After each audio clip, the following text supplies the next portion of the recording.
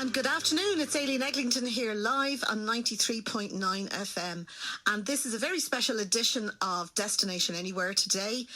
This is our Christmas and New Year version. So we have lots to talk about because regardless of that C word, there's places we have to go in 2022. There's places we loved going up to 2019. And my very special guest today that takes us from Christmas into New Year, and hopefully we'll both jump into New Year together, is Eoghan Corry. And Eoghan, you're so welcome to the studio today. Always a great pleasure, Aileen. I presume the C word is Christmas. It's the only C word I know. Well, it's the word that I like anyway. But Eoghan Corry, as many of you will know listening, is Ireland's top travel journalist, and I think he's one of the world's top travel journalists. I have been away with him many times. I'm not just kind to you. You deliver in spades. Eoghan, what a year to be leaving, and what a new year, hopefully, to be jumping into that gives us a little bit more hope. Very much. The solution to the travel was always tricky from the beginning. Politicians, health experts, when things start going wrong, they'd sort of say, well, let's seal the border, let's pull the drawbridge up. It's a formula that goes back to the time of the Black Death. And that's what we saw, particularly when Italy ran into trouble in the beginning of 2020. That seemed to be the message for 2020. The solution was delivered in July, the European Digital COVID Certificate. It's held its shape. Obviously, in recent weeks, 2 of the 27 countries decided to introduce testing for travel within the European Union. Sadly, Ireland was one of them, Portugal was the other, but the rest have held held the principle that travel within the EU is travel within international borders at this stage. And we'll see probably January lots of debate about this and, local restrictions coming in, and people will look back to travel. But we do have a much better picture of 2022 going into 2022 than we did last year going into 2021. And it's funny, one of the things that I've noticed from people, I haven't done much travelling this year. I did last year. I was lucky to drive to Austria and Germany last year. Beautiful. Yeah. Which was wonderful. But this year I haven't done much. I know you've done more travelling than I have. But one of the things that I've noticed with people is, it's funny how we adapt to new things, that people have got used to the form filling. And I think that's been one of the biggest things. And it's helping airports, and it's helping the smooth running of airports. I don't like it. It's not my whatever. But I think in the interim, people have got used to all the form filling. Let's cut to the chase. You used to have 2 documents. That's all you needed to travel, the passport and your boarding card. Now you need 4. You need your passport, your boarding card, as you did before. You need your European Digital Certificate or equivalent documentation. And you need a locator form. For almost every country, there are a couple that don't. You sign a sort of a legal declaration for France, which is the equivalent. Sweden doesn't have one. But let's accept you're travelling within the European Union. And, 4 documents. 4 documents. And that locator form, it takes a little bit of filling out. It's not to be done at the last minute. Spain, the way Spain was reconquered from the Moors, it means that there's an awful lot of municipalities. There are about 8,000 municipalities in Spain. So getting them to merge is like asking Westmead to merge with Mead. So, people don't do it. But this is all very abstract, It's something for late night conversation over a rioja, except it turns up in the locator form. What municipality are you going to stay in? Now, it mightn't obviously be obvious which one it is, because Cabril, it would be very different from Salo, for instance. And there are a lot of guys I know went off to Santa Ponsa, didn't even know what country they were going to, never mind what municipality. Probably still don't know. So look out for your locator form. As Portugal looks for a postcode. Most countries look for the date of a vaccine. You can find that fairly easily. Canada asks for your first vaccine, your date of your first vaccine. Really? Now, all of this is findable, but it's not to be done in the 20 minutes before the flight has been called. So really put a bit of time and space into your locator form, and everything else more or less falls into place. The locator form, in some ways, more important than the digital COVID certificate. It generates its own QR code. Spain and Portugal accept that. They don't look for it. Once the QR code has been generated for the locator form, it'll be checked at the gate, boarding the flight. Flight attendant mightn't let you on unless all your documentation is in order. It's pretty certain they wouldn't. We've had denied boarding for no digital COVID certificate and locator form. It'll also be spot checked at the airport. Some people think everyone should be checked. In fact, about 1 in 7 are checked. the consequences of not having the documentation in order are the same, very pretty grim. It's like not arriving without a proper visa or a passport, but it will be spot checked. So make sure all your documentation is in order. You see, it's more complicated than it was in 2019, but I remember when east of the Elbe, anywhere east of the Elbe, you needed a visa. I remember 4 hours in the Bulgarian embassy in Paris trying to get a visa for, communist Bulgaria. That's actually true, yeah. In our childhood, yeah. travel was complicated. It's not as complicated as it was then. It's just a little bit more than 2019. And a whole generation has grown up with just boarding pass and passport. That's all you needed. Now they need 4 documents instead of 2. Well, it's true, because I remember years ago when I started going to Austria first, most of the airports were either in Germany or near Germany, or you went through a little bit of Germany when you were going from Austria to Austria. And you never knew. We were always told by the rep on the bus, make sure you have your passport handy, because if the German guards weren't in the best of form, you'd have to have the passport out and they'd get on the bus. Or one time you went in to do a bit of shopping over the border, they'd catch you. So, yeah, I get that. I mean, Basel Airport, you could, depending on what door you go out, you're in France or in Switzerland. And, they have guys checking how much meat you have in the boot of your car going into Switzerland. So all of these things haven't gone away. Still happening. It still happens. But, the documentation, it's a little bit more than it was pre-COVID. But don't fret, because it's not as complicated as it used to be. Like, they got over most of the hurdles. And the real miracle, the real game changer, was the digital COVID certificate. And I think it's been a huge help, because I think there's still a lot of work that has to be done going into 2022 as we are now. It's things like somebody was going to getting their locator form for Germany, but they weren't going to Germany. Mm-hmm. They were only happened to be flying into Munich Airport. Oh, this is really important. And this is a real big issue at the moment. So 15, 20 minutes down the road, you're in Austria. It goes by the airport. Yeah. It does not go by the country. So if you're from Belfast, flying out of Dublin, the Dublin rules apply. Yeah. If you're Irish flying into Belfast, it's the Belfast rules apply. Now, Germany's a great example. Yeah. Germany differentiates the regions of Ireland. Yeah. Not many people know the regions, the European defined regions, because Midlands, East and Dublin are different. Yeah. And you could end up, you fill out the form. Yeah. And at one stage there was a higher designation for the border area than there was for Dublin or Midlands East. But it's actually the airport that counts. So at one stage, coming into Germany, you needed an isolation or a certificate if you were flying from Dublin, and not if you flew from Cork. So it does actually go by the airport, not by the home you left that morning. But it's interesting when we see some of these rules, because you could be flying into Trieste and you could be going to Slovenia. So it's interesting the way to Slovenia, well, it's pretty much, isn't it? Yeah. but it's just that's true. But it's interesting when you look at all these things that everybody has done it in a very isolated way, even though we're part of the EU. So countries have isolated. Borders counted again. It's quite strange. I mean, Ryanair listed Malmo Airport, which is in Sweden, as Copenhagen.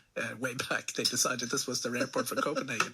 So, borders that melted away under the European Union suddenly mattered again. Yeah. And, we get a little bit obsessed with our land border. And, when people talk about the COVID restrictions and all that, what about the land border? Germany has 10 of them. I think it's 10. I don't know if Liechtenstein is actually a country or just an answer to a pub table quiz question. But they have. I was there. But the reality is the land borders that melted away all mattered again. It was a big deal for Luxembourg, where more than half the workforce lives outside of Luxembourg, and they were all crossing a border. And France brought in restrictions. That was all way back March, the ancient history at this stage, not BC before COVID, but in the early days of it. And what we've seen since is that Europe has got a sort of coherent policy on travel, international travel. We were reluctant, is probably not too strong a phrase, because we were the last to sign up. It was introduced by most countries before July the 1st. It came in July the 1st. We came in late. And then when Omicron was just detected, we decided we would introduce testing for travel within the European Union, cause of some dismay in Brussels. But it shows we are the reluctant people when it comes to travel policy. And that seems to have persisted. But, we were alone in our things like mandatory hotel quarantine when we introduced it. It was just shocking what happened in those few months, and we are still, talking about travel, but luckily enough, and I think hopefully we will go with the World Health Organization position and the European CDC position rather than some of the local medical people. I think, though, as we go into 2022, which we are doing, and there'll be people listening to this programme and just at the beginning of 2022, there are still quite a lot of things to be ironed out. There's still a lot of things with various countries where we don't know what to do about 5 to 16-year-olds, for instance, or 12 to 16-year-olds. So there's quite a lot of policies there where people are bringing their families away, whether it be for a summer sun or a winter sun holiday or a winter ski holiday. That's the part that people are just not sure about. Absolutely. And then of course, they're being classified as super spreaders, which is a terrible accolade for them all. You see, vaccination is the solution, but then, as you say, when it comes down the age groups, vaccination is the problem. Well, boosters now the solution. And the 9 months. With January the 22nd, we'll have this coming in at European level. Yeah. It won't mean that it's not 9 months on January the 22nd. It's 9 months from your second vaccine. Yes. And the booster is the solution. But as you say, as you go down the age groups, most countries have a policy of under the age of 12, no testing required. But it does leave a gap for a lot of... It does. And where we see it in Ireland particularly is we've got to fly to get to most places. And unless we take the ferry on our holidays, we've got to fly. So we're a captive market from airport to airport, from whatever. The ports are easier. So it is something that, people listening have to look out for. And the same rules apply by sea travel as well. That's important. There will be a gap and there will be probably testing. We can see probably leaning back towards more frequent testing, antigen testing, which was unacceptable in Ireland. Now it seems to be acceptable. All of those issues haven't gone away. But what we do have at least is the framework and the strategy, a coherent plan to keep Europe working, functioning. Because, the problem, and there was a big lobby to disconnect. There was quite a well-organised lobby of people campaigning to disconnect Ireland and to cut air routes.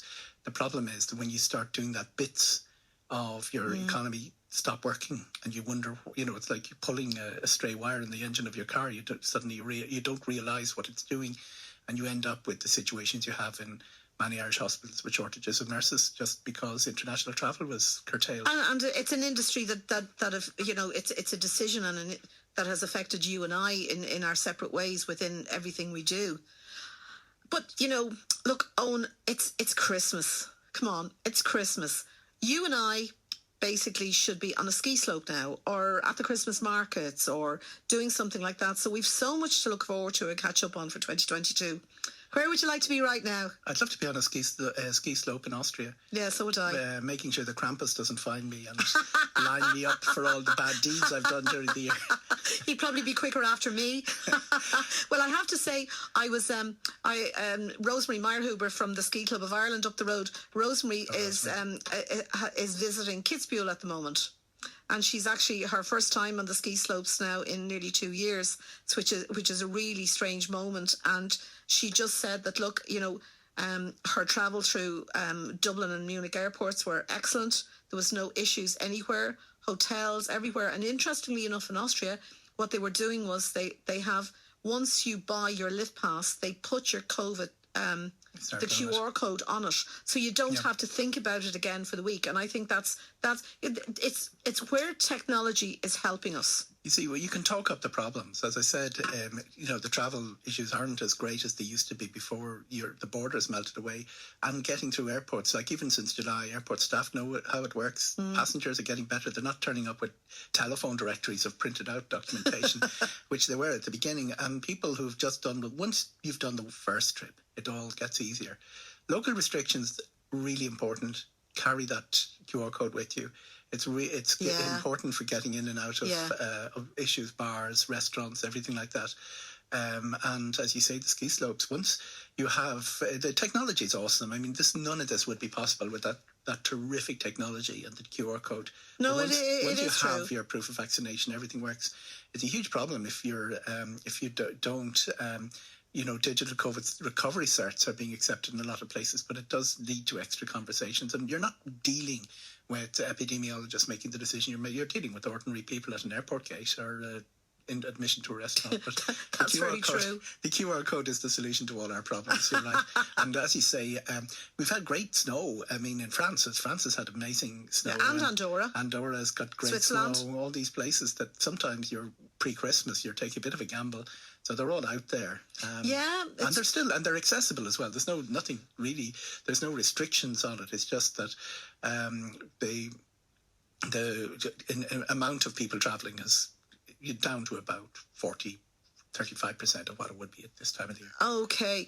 It's funny, I know we were meant to have John Spollen from Cassidy Travel in studio today, but he was otherwise occupied. But I was talking to him this morning because I wanted to hear, from the travel trade, what everybody's feeling, what everybody's doing. So he had a few things to say, which I thought were very interesting. The first thing is that they're selling a huge amount of vouchers this Christmas because people don't want things this Christmas. People want to look forward to something. So whether that's a weekend away or a nice holiday or family holiday, he was telling me things like that. Interesting enough, lots of bookings for the guys. Formula One, the rugby matches, Premier League in the UK, huge sellers at the moment. The other thing he said was lots of bookings for next spring and summer. So he said one of the biggest things for next summer is extended family holidays, so that families are, all the layers of families are saying, look, we're all going off together. And I think that's a big thing. And also what he said was a lot of interest in villa holidays. So people are isolating themselves still, that there's that little bit of safety in maybe a villa or something like that. And he said that they can see cruise bookings coming back. Yeah. Thing about cruises, let's start with the cruises. Cruise people really don't like other types of holidays. So no matter how bad rep cruise gets, they will go back to cruise as soon as they can. A bit like skiers. I mean, skiers got a terrible reputation, but skiers will get back on those slopes. It couldn't be. There is no healthier place in the world during COVID than a mountain. Until about 4 o'clock. Until 4 o'clock, and everybody gets into an overcrowded bar. So this is the great contradiction of skiing. Okay, the other trend, and John has touched on it there, is very uncertainty. Aer Lingus, by the way, you can book your flight and just keep pushing it. Let's say things go wrong and you're looking at the figures, you get bad news from the country. You can push that forward.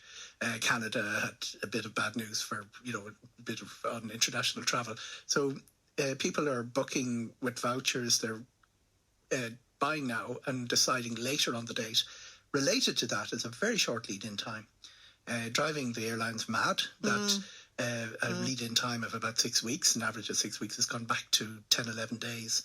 So people are waiting closer to the event and then pouncing. Yeah. That's very good for prices because airlines will price low until the airline half the aircraft is full.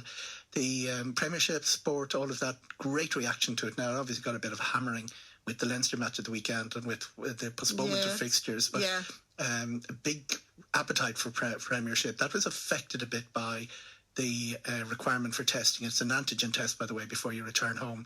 I noticed that there was, talk about no-shows, good anecdotal evidence about no-shows for those flights.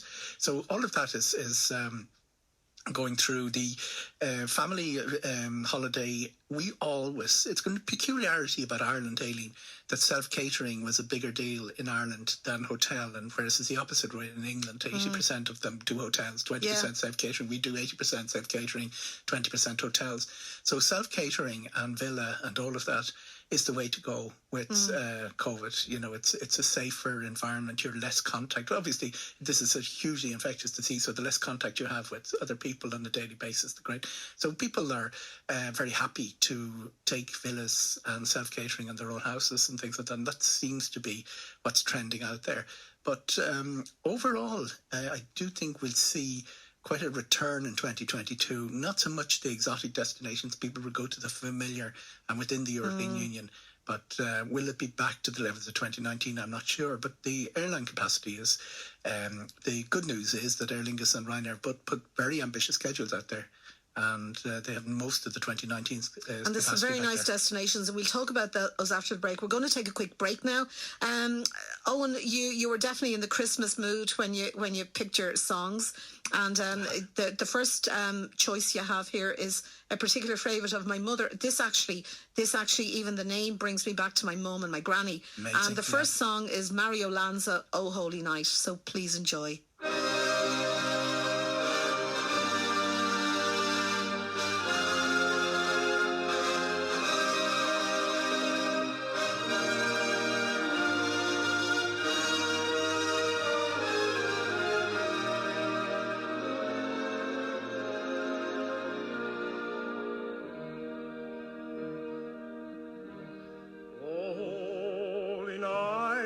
The stars are brightly shining. It is the night of the dear Saviour's birth. Long lay the world in sin and sorrow pining, till he appeared and the soul felt its worth. A thrill of hope, the weary world rejoices, for yonder breaks a new and glorious morn. All on your knees, oh, hear the angel voices, oh, night divine, oh, night when Christ was born.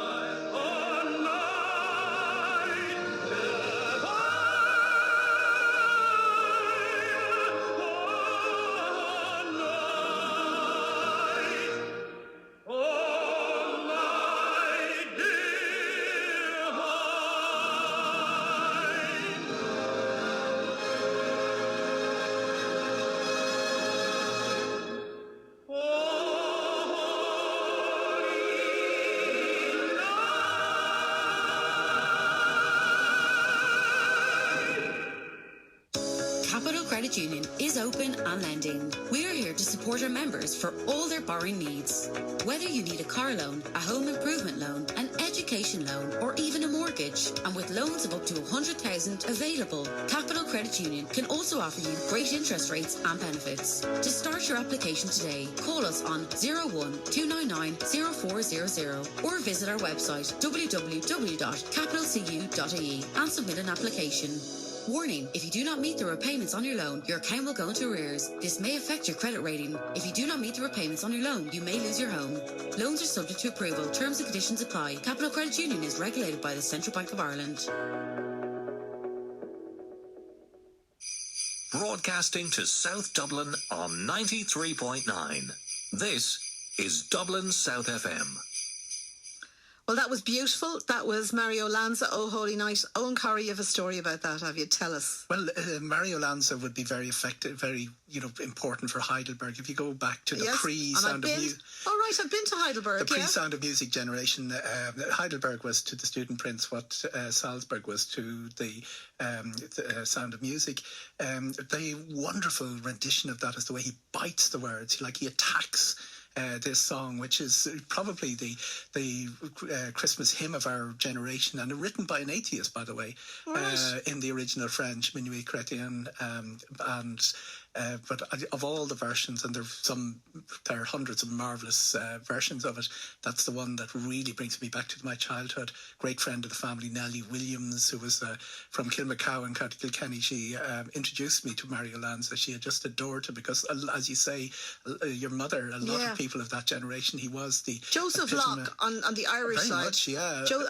You know what I mean? But the Mario Lanza was the thing that I grew up with in the house. And the real proactive thing he does with it, he never leaves the song sung like anyone else. He just attacked it. You can actually almost see him eating his way through the verbs, through the lyrics as he runs it. Wonderful. So Heidelberg. And it brings me to Heidelberg. And Heidelberg is the best of the Christmas markets. I know there's a huge competition with Christmas markets, but when you go to Heidelberg, we can argue the toss the Christmas market is all about.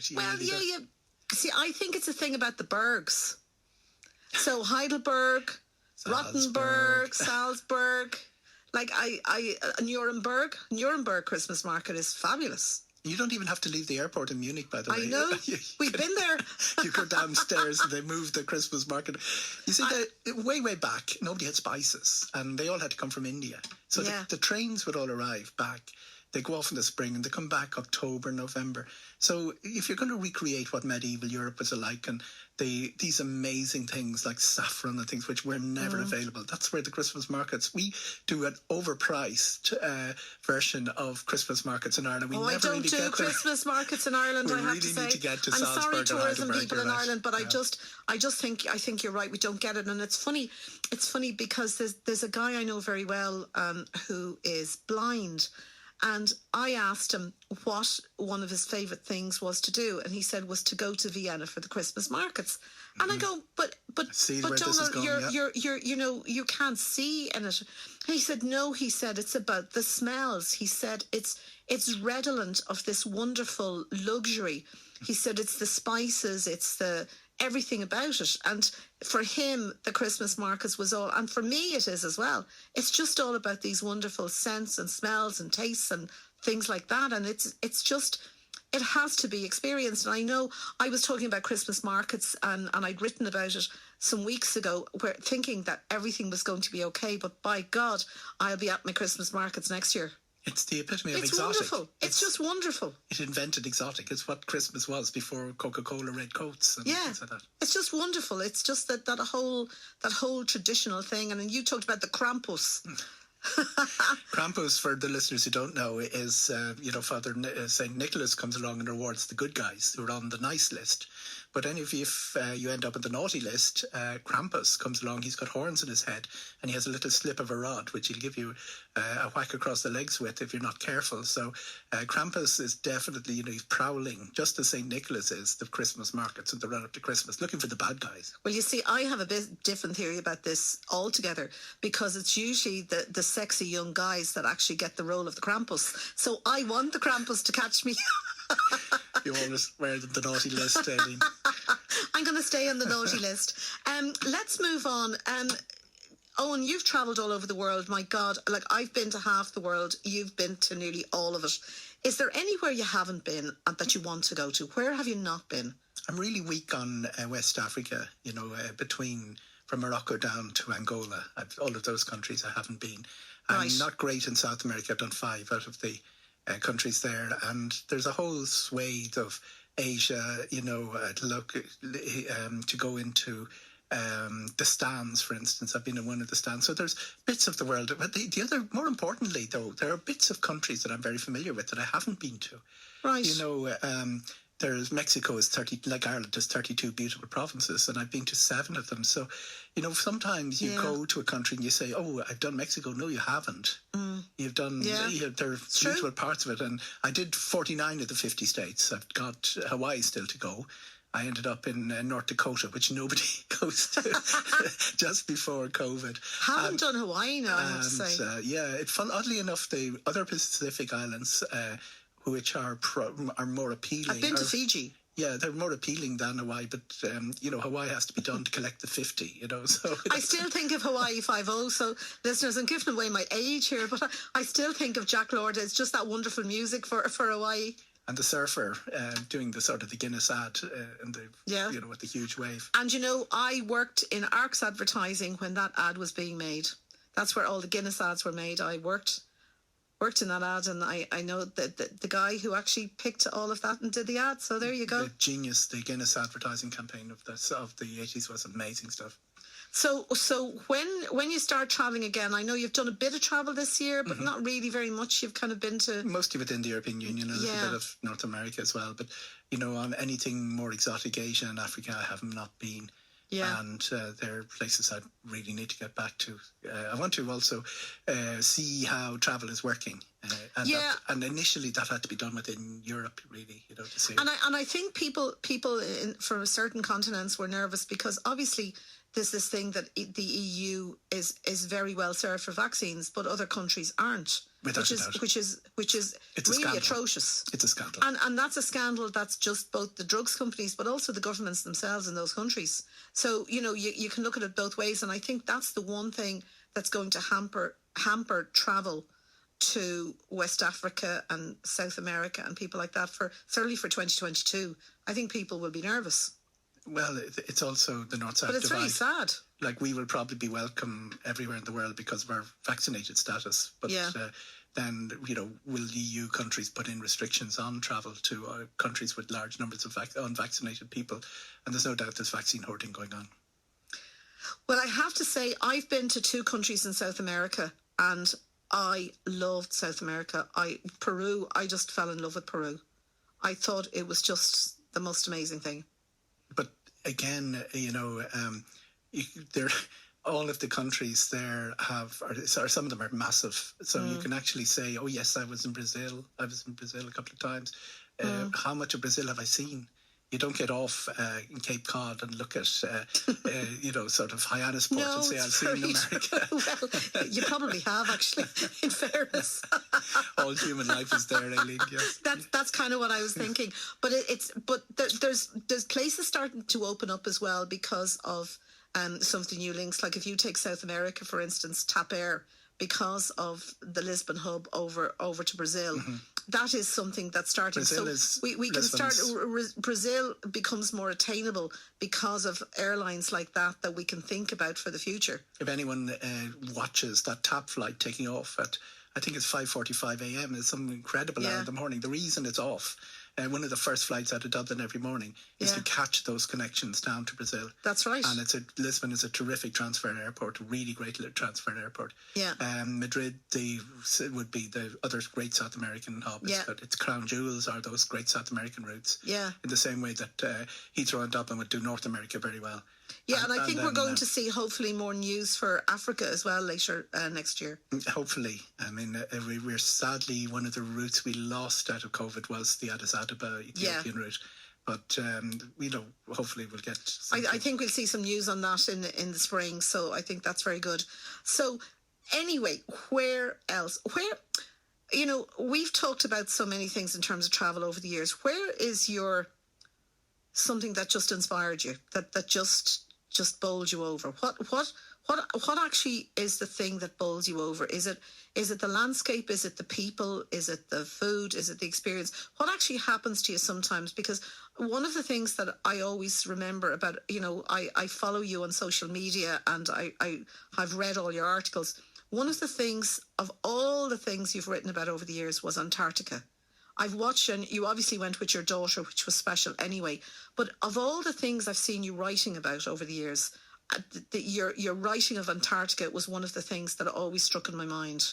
It's quite interesting because, landscape often doesn't do it. I mean, most places have beautiful landscapes. You find a beautiful landscape.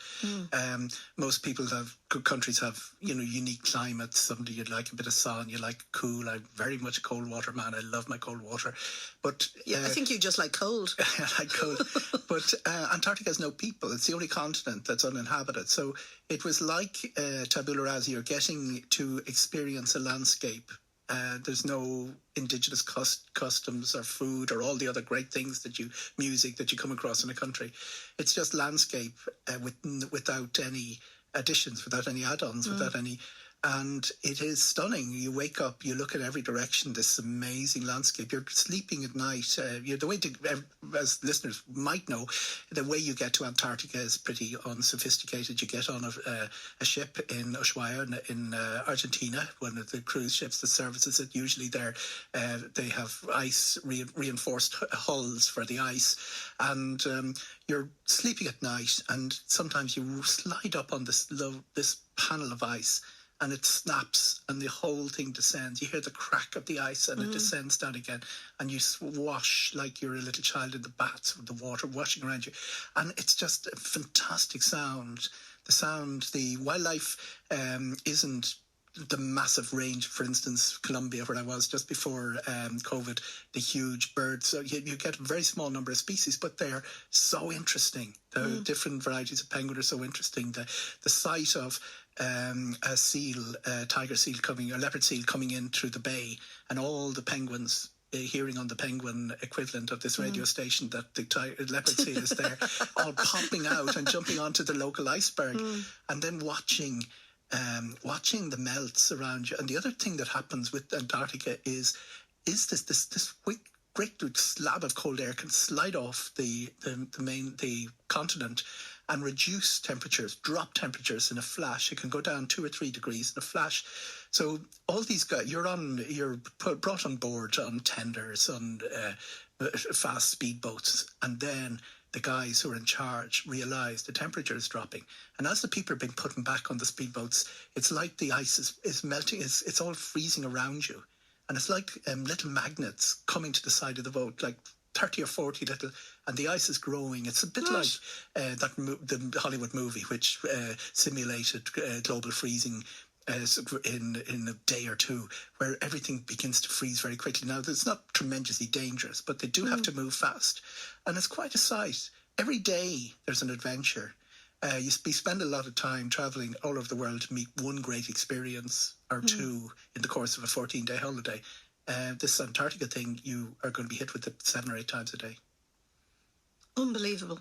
Absolutely wonderful, and got to be done. I mean, it's one of the things that's happened out of COVID is it's incredibly expensive because it's difficult to get there. It's about 10,000, isn't it? Yeah, but around 10,000, yeah. And you fly to Argentina, you get one of the limited number of ships, and they're all small ships. You couldn't bring a big 2,400 passenger cruise ship. Thank God, actually. Because if anything goes wrong, you're a long way from anywhere. You really are. It's a long way from anywhere. So it's expensive, and one of the things out of COVID is that those expensive Galapagos sort of trips that people were putting off and saying, I'll do it sometime in my life. Because travel was taken away from us for that brief period of time, people are saying, let's do it now. It's one of the things really to do. And that's where that whole idea of the bucket list comes in. And I think that, I remember reading a passage which was in that famous book, Night Train to Lisbon. And there's a beautiful passage in that book that basically says that if you don't travel, you're pretty much a lesser person. That what travel does for all of us, it broadens the mind, it broadens your spirit, it broadens everything about you. If you're able to travel, obviously there's people who can't travel. As a fan of Krampus, you'll know that St. Augustine said that, Lord, make me good, but not yet. But I think that's about me. St. Augustine's great other quote is that if you don't travel, you've just read one page of the book. Yeah, well, that's how I feel about it, because I have to say I started traveling when I was about 14 in school, and I went on a school trip to France, and I was very lucky to work. And it's funny, so exotic, people speaking this strange language. Absolutely, it's where I got my taste. But I think it's where I grew up, actually, because the other thing that happened. Up, Aileen. Oh, thank you. I think there'll be people laughing when they hear that one. But it was funny because when I went to France, we were staying in a place called Seyss, which is outside Toulouse. But it was on a school exchange, and the guy who was the father in the house, he was the chief engineer on Concorde. Wow. So he actually brought us to see when Concorde was being done. And then we drove down to the Pyrenees, and I was brought to my first ski resort at age 14, up in the mountains in the Pyrenees. Right. And, that opened my eyes. It also gave me tastes of things. It's that tastes and smells and all sorts of things, how different life is in just another country that's not too far away from you. And it's a beautiful part of the world, and it's part of the invention of Irish travel, because before, when it was regarded as hedonistic to go on a foreign holiday, our first flights really went to Lourdes. Yeah, that's true. My Auntie Mary Ellen, the only time she left Ireland was to go to Lourdes, and that all came about with the centenary, marrying year 54, but mainly the centenary, 1958. So you had people flying out and praying endless decades of the Rosary on the flight to Lourdes. And then Michael Walsh originally got this great idea. Well, why not do 1 week in Lourdes and then another week in another resort nearby? Biarritz or somewhere, wasn't it? Yeah, I think that was one of the places. Absolutely. Well, he went down to Spain originally, and then he did Rome and Netuna. Nobody goes to Netuna, but the Bray of Rome, if such a place exists. I've never heard of that. All of that was invented in the late 50s. Michael Walsh originally, then Joe Walsh sort of became famous for it in the 60s. But out of that region of France, it's beautiful. And Conquet may be one of the most forgotten, gorgeous little villages in the world, and it's up there very close to Toulouse. It's a very beautiful part of the world, and it's central to the history and the development of Irish travel, as you well know. Travel broadens the mind, Aileen, and sadly it broadens the waistline as well. It's terrific, absolutely terrific. That's why you have Lent. I do Lent every year. I give up my red wine, my beloved red wine, and all those wonderful extra desserts and everything I do afterwards, and the weight falls off, and then have great fun putting it back on again. But it's just, I think that when I think about all the countries that I've been to, it's the memories. So one memory could have been the landscape. Another memory is a person that you met. Another memory is just a laugh you had, or it's all about the stories and the people, and as I say, and marketing. People put huge amounts into marketing their landscape or their climate or whatever. It doesn't really matter. It's the experience, the one-to-one experiences, the people that make it, and the friendliness and the ability to embrace other cultures, which we as a nation are better at than some of the bigger neighbours that would have invaded other people's countries and taken over things. We tend to go in on their terms rather than. And it's really interesting how you become a prisoner of your memory as well. You can be in good form when you go somewhere. You can be in love. You can be young, and you end up with this amazing memory of a place. So cherish the memory, because sometimes when you go back, it doesn't turn out to be as great as you found. Well, listen, we could talk all day. We're going to take a quick break now, and before the quick break, do you know what? I'm thinking of one of my memories. One of my favourite trips ever in the world was, as I said, I mentioned Peru. It was actually getting to Machu Picchu, but my worst memory was eating a guinea pig. But anyway, it's one of the things that really doesn't need to be eaten, in my view. We're going to take a quick break, and we'll take a little bit of this song. We won't play it all because we've lots to still talk about. And this is where we're still on our wonderful Christmas themes, and it's Mairead Ní Mhaoinnig, and it's Sail Sin na Nullag. Sail sin na nullag ag láinriú le bua, ó cheart lár na cara, go huigna sa tua, tá coinne na nullag sa naoineag na sí, ag fáilte a hart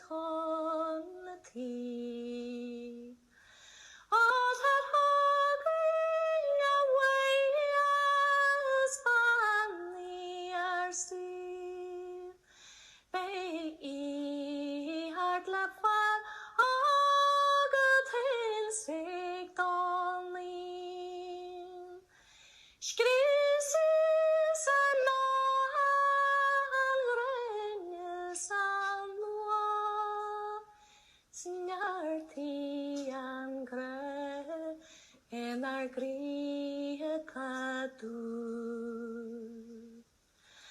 Tan res na relta ag solsius esper, agus cunias na nolag le mos an Tans favor sam David in Chenyawan Ik valture visa Ishtahim mercy Altar hogin away as nyarti arsil Bei hart lepa agad hin sig donlil Skrisis And that was just a touch of Salshin and Nullock. And Owen was telling me that you fell in love with Mairead when you were 8 years of age. Oh, Mairead Nivaini, Salchin and Nullock, the lights of Christmas. And she was came down to stay. She was competing, I think, in the Oireachtas competition. She stayed with my aunt, and I was in the evening, and we had this amazing chat with two pre-teens too, and I'm very, very delighted. She was a terrific singer and musician then, and delighted to have followed the huge success with Alton and other television and radio since then. Mairead Nivaini from Donegal. And of course, you've been known to do a bit of sean-nos yourself now, Eoghan Corry, and I've been. I've been the audience. Nothing to part of the audience on many occasions. Nothing to that standard of Mairead. But here's the thing: one thing we're good at in Ireland is singing. If you go around, look at what the sales of music worldwide. When you throw the U2s and the Van Morrisons and everyone in that, and right down to the our own traditional, we sell a disproportionate amount of world sales of music because it's something that isn't regarded as a performance. It certainly wasn't in my childhood and our grandparents' time. It was almost a conversational thing that people at a party, everybody, whether they could sing or not, would sing or put on something. When you're in an international company and you sing, something simple like the Parting Glass, which I do a lot, it brings people together. It breaks barriers down as well. And then the Romanians say, okay, I can sing as well in Romanian. Yeah. And I've had some amazing nights with international flacchioles where nobody could speak each other's languages, and then you gather some choruses together in different languages of the same song. It can be very, very good fun. It doesn't take much. It just takes that little bit of courage to say, okay, let's have a song. And I think as a nation, that's something we brought to the world, and we do quite well. And I think, again, that's why we have to keep travelling. We have to keep bringing that music all around the world and bringing some of it back as well. Owen, we're at the last quarter of the show now. So I know we were talking about bucket lists and the places that you hadn't been, particularly sort of West Africa and South American places and places in Asia, and you mentioned the stands as well.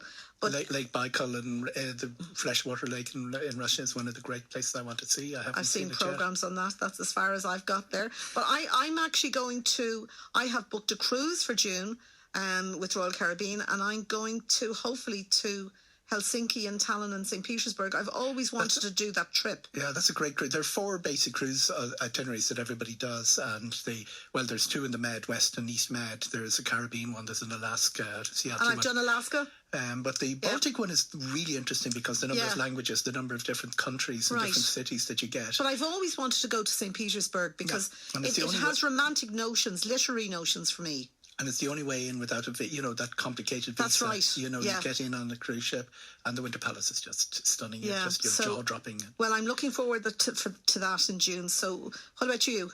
I'll have a pretty crowded programme from about March on.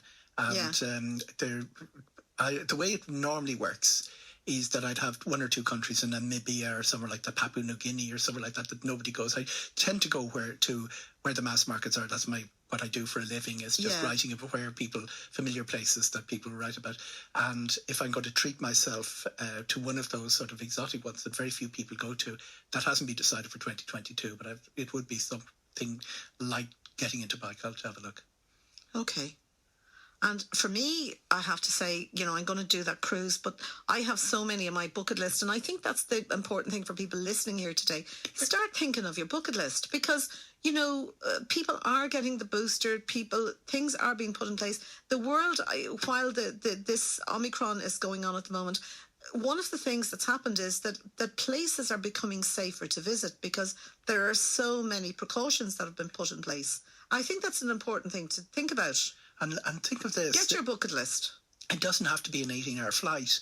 It's parts of Spain. We all go to the same 5 or 6 places in Spain. Extremadura, this amazing province. It's with this amazing food and drink. Very, very, very rare. It's the least visited of the Spanish provinces. Alentejo, the same thing in Portugal. It has a coastal. It's just north of the Algarve. Everybody goes to the Algarve. Nobody goes to Alentejo. So go into those countries that are familiar and find the bits that are only a few miles away, and the price of everything plummets when you move away from the coast. And that's very true, because I know one of the things I want to do is I want to go to Porto and the Douro Valley. I'm very partial to Port anyway, but Porto and the Douro Valley is one place that I really want to go to. And I was thinking about what you said, because in places that we'd never been.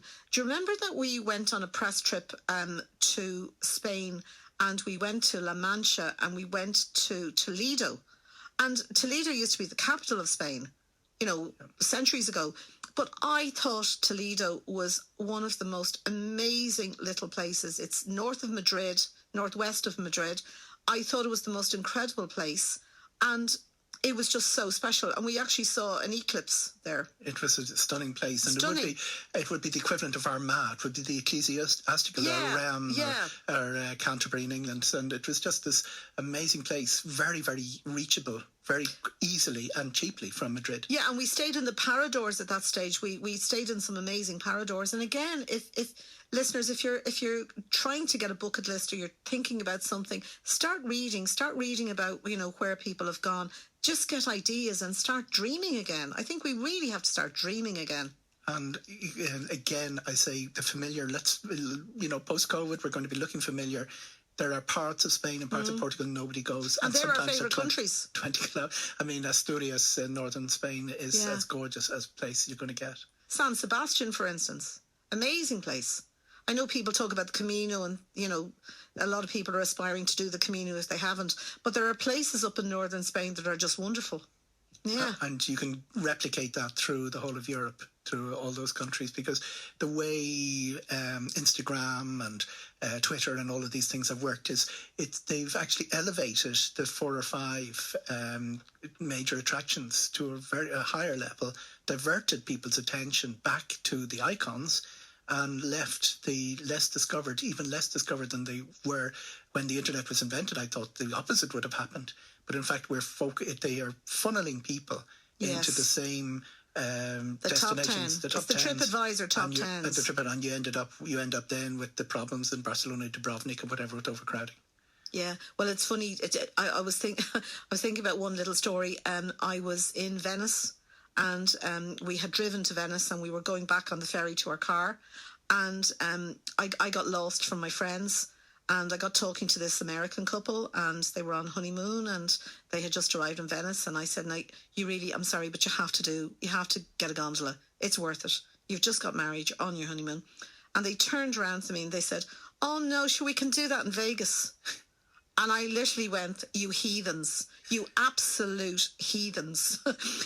And it's back to those lists, and back to how people perceive things, that let's just start dreaming, as I said again, and let's go for things. You also have the Eiffel Tower in Vegas. Why would That's very true. Why would Vegas people go anyway? You'll have Adele there next year now. I'd prefer to go and see Adele in Vegas. Eoghan Corry, I could talk to you forever about holidays, about trips, about dreaming, about people, about everything, about just the magic of travelling. So guys, get dreaming, get your insurance right, go and just be prepared to travel for next year and the year after. Fairly basic and much more important now. Some of the ordinary policies you'd have cover COVID, failing a test or testing positive and having to stay for the 14 days. Some of that is in your annual policy. Yeah. In one of the big players, in another it's not. So just look at that small print. Just have a quick look. Make sure the insurance covers these eventualities, the new eventualities of the modern world we're in. It's not that expensive to add them on, about €18 a year if they're not there. Eoghan Corry, don't leave it so long again. Please come back to talk Always to a us great here. pleasure, Aileen. Absolutely fantastic. Everybody have a wonderful Christmas. Have a very, very happy new year. Let's jump into 2022 and let's start travelling again safely. Going to France for our last song. Absolutely. So the last song, which is chosen by Eoghan, is en français. And the title of the song is Il est le divin enfant. Ubiquitous Happy French Christmas. carol. Happy Christmas. Happy Christmas. Happy New Year.